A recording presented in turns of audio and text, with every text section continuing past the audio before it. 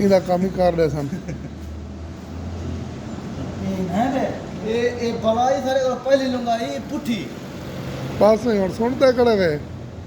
ਅੱਜਾ ਮੈਂ ਕੁਛ ਗਿਲੇ ਨੇ ਮੇਰੇ ਕੋਲ ਇਹ ਉਸਤਾਦ ਗਿਲੇ ਖੜਾ ਕਰਦੇ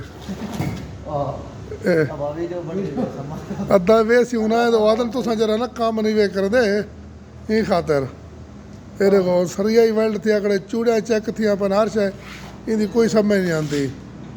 ਇਹਦੇ ਕੋਲ ਇਹ ਤੁਹਾਡਾ ਜਾਣਨ ਵਾਲਾ ਉਸਤਾਦ ਹੈ ਤੁਹਾਡਾ ਨਾਚ ਰੱਖੀ ਹੁੰਦੇ